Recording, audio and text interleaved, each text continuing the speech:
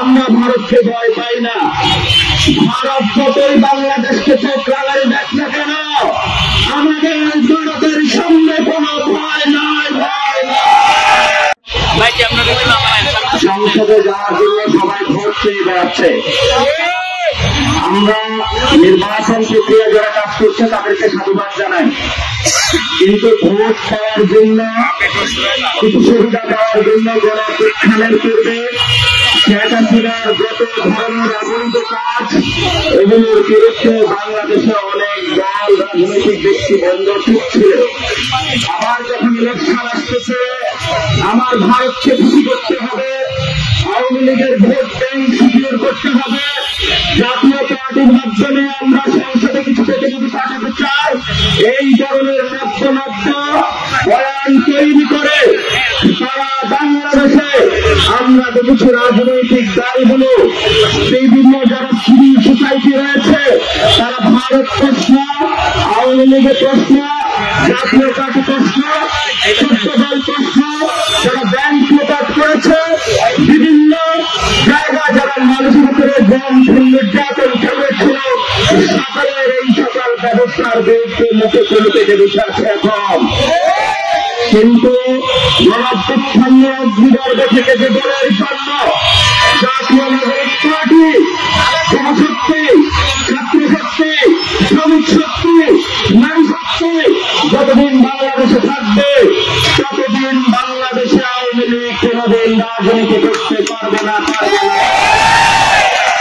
আমাদের দাবি সুস্পষ্ট, শেখ হাসিনার ফাঁসির রায় হয়েছে, উনি আওয়ামী লীগের দলীয় প্রধান থেকে আমাদের উপর খুনের নির্দেশ দিয়েছিলেন।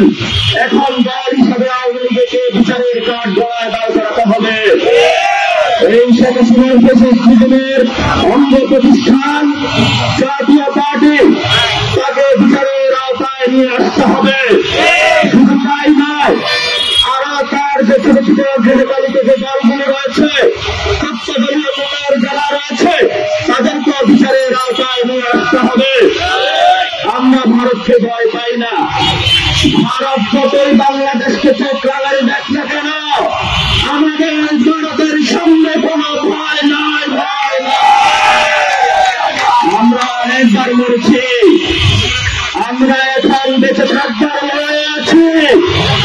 ভারতীয় একটা বিষ্ণু দর্শকে বলবো, আগামী নির্বাচন আসতেছে, যদি কোন দল ভারতের সাথে মৈত্রী চুক্তিতে অবতীর্ণ হয়ে নতুনভাবে ক্ষমতায় যাওয়ার স্বপ্ন দেখে, তাদের পরিণতি কিভাবে আওয়ামী লীগ হাসিনার মতন হবে।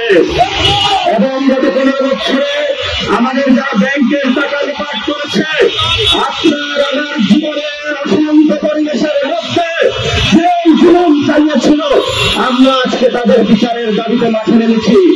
আগামী ইলেকশন হবে পলিটিক্যাল ইলেকশন, আগামী স্বপ্নগুলোর ইলেকশন হবে আওয়ামী লীগের বিরুদ্ধে, আগামী স্বপ্নগুলোর ইলেকশন হবে সত্যদলীয় জোটের বিরুদ্ধে, আগামী স্বপ্নগুলোর ইলেকশন হবে ভারতের বিরুদ্ধে।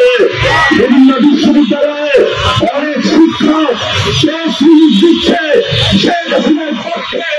আমরা দেখেছিলাম এই আইপি কার্ড ছিল আওয়ামী লীগের শিক্ষককে সে নিয়োগ দিয়েছিল, আমরা প্রতিবাদ করে তাকে বিশ্ববিদ্যালয়ে ক্যাম্পাস করা করেছিলাম। বর্তমানে যারা বিশ্ববিদ্যালয় প্রশাসনে রয়েছে, শিক্ষা মন্ত্রণালয়ে রয়েছে, কোন নয় নয় যারা হাসিনার পক্ষে দাঁড়াবে, পবিত্র ক্যাম্পাস থেকে আপনারা তাদেরকে বের করার উৎসাহ নেই।